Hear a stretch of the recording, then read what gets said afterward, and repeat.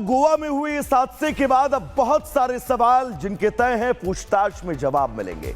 आगे बढ़ेंगे और अब बात उत्तर प्रदेश के मथुरा में हुए दर्दनाक हादसे की। दिल्ली और उसके आसपास के इलाके में घना कोहरा लोगों के लिए इस वक्त जानलेवा बनता जा रहा है और मथुरा में भी इसी कोहरे की वजह से करीब 15 लोगों की सांसें थम गई। उनमें कई लोग तो अपनी गाड़ियों और बसों में जिंदा तड़फ तड़फ कर जल गए। उनके शवों की पहचान तक ना हो पाई। हालात तो ये थे कि कई लोगों की सीट से उनकी चिपकी हुई बॉडी को निकालना पड़ा। रिपोर्ट आपको दिखाएंगे।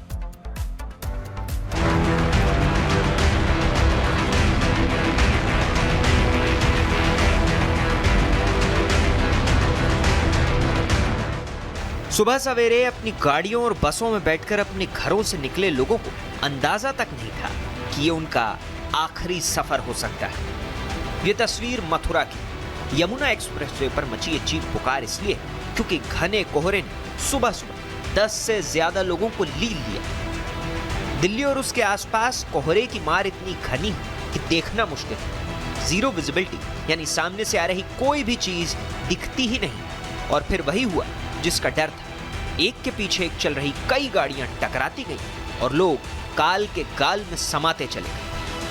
आग लग गई है गाड़ियों में। कितनी गाड़ियों में आग लगी है? 3-4 गाड़ियों में। रोडवेज बस है या प्राइवेट बस है? प्राइवेट बसों में कितने लोग हताहत होंगे लगभग? पता नहीं, अनगिनती है। गिनती अभी तक नहीं है। जानकारी के मुताबिक यमुना एक्सप्रेसवे पर सबसे पहले एक कार की टक्कर डिवाइडर से हुई। इसके बाद पीछे से आ रही कई और कारें उससे टकराईं और फिर वहां आग भड़क उठी। ये तस्वीरें आप यमुना एक्सप्रेसवे की देख रहे हैं, जहां पर 7 बसें जो है वो आपस में टकराई हैं। बताया जा रहा है कि घना कोहरा होने की वजह से लगातार गाड़ियां आती गई और आपस में टकराती गई, क्योंकि कोहरे की वजह से किसी को कुछ भी समझ नहीं आ रहा था और ना ही सुबह 4 बजे कोहरे की वजह से और रात भी थी, अंधेरे की वजह से दिखाई नहीं दे रहा था कुछ भी। और आप ये देख रहे हैं तस्वीरें, जहां तक आप नजर घुमाएंगे वहां पर सिर्फ आपको जली हुई बसें नजर आएंगी। जब तक लोगों को यह एहसास हुआ कि ये टक्कर कितनी भयानक है, तब तक एक बस और कुछ कारें आग का गोला बन चुकी थी। बस में 2-3-4 बसें टकरा गई आपस में, उनमें आग लग गई है। कितने लोग घायल होंगे? हमें तो लग रहा है 5-6 लोग तो जिंदा जल गए। जिंदा जले हैं?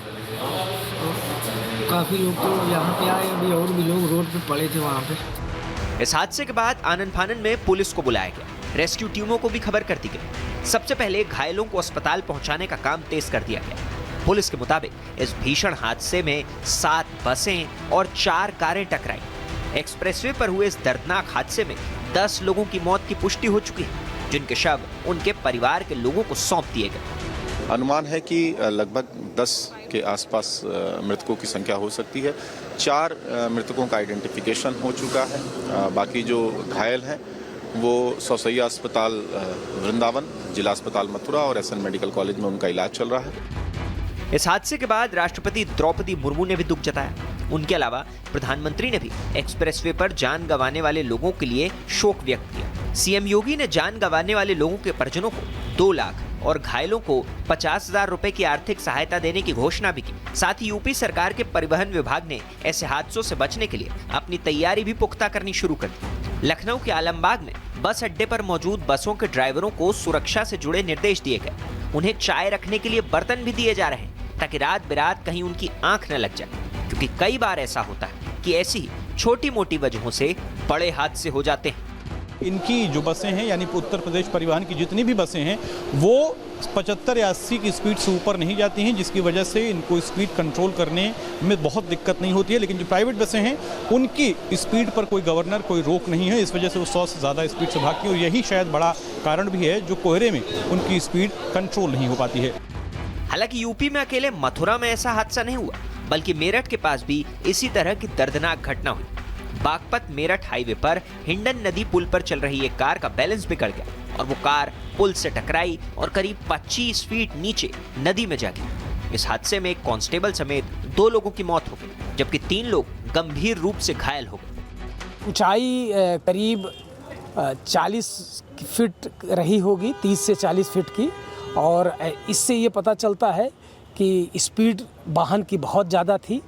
और चूँकि रात्रि के बात है और सारे बिंदुओं पर हम लोग जांच कर रहे हैं किस प्रकार की घटना। सवाल है कि ड्राइवरों को चाय पिलाने से क्या एक्सप्रेसवे पर हो रहे हादसे रुक जाएंगे, या फिर हजारों या लाखों के मुआवजे से उन लोगों की जिंदगी लौट आएगी जो इस हादसे में बेमौत मारे गए। Bureau report, Republic Bharat.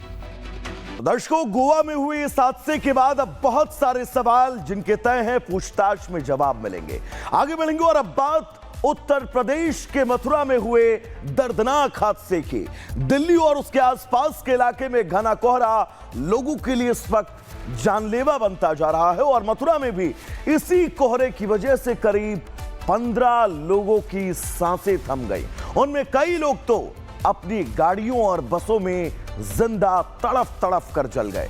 उनके शवों की पहचान तक ना हो पाई। हालात तो ये थे कि कई लोगों की सीट से उनकी चिपकी हुई बॉडी को निकालना पड़ा। रिपोर्ट आपको दिखाएंगे।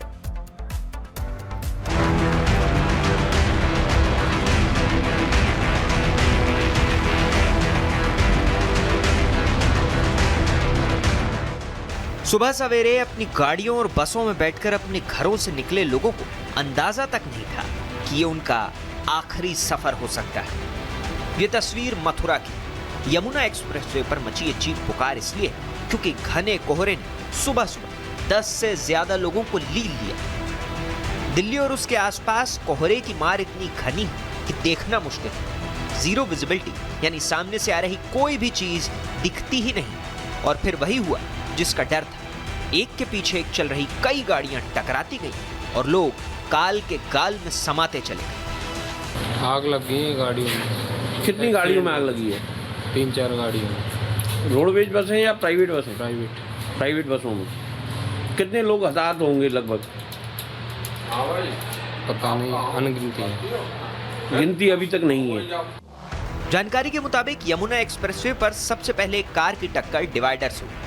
इसके बाद पीछे से आ रही कई और कारें उससे टकराईं और फिर वहां आग भड़क उठी। ये तस्वीरें आप यमुना एक्सप्रेसवे की देख रहे हैं, जहां पर 7 बसें जो है वो आपस में टकराई हैं। बताया जा रहा है कि घना कोहरा होने की वजह से लगातार गाड़ियां आती गई और आपस में टकराती गई, क्योंकि कोहरे की वजह से किसी को कुछ भी समझ नहीं आ रहा था और ना ही सुबह 4 बजे कोहरे की वजह से और रात भी थी, अंधेरे की वजह से दिखाई नहीं दे रहा था कुछ भी। और आप ये देख रहे हैं तस्वीरें, जहां तक आप नज़र घुमाएंगे वहां पर सिर्फ आपको जली हुई बसें नजर आएंगी।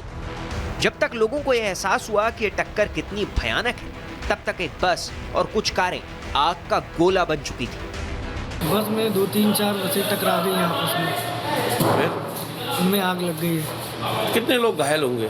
हमें तो लग रहा है 5-6 लोग तो जिंदा जल गए। जिंदा जले हैं?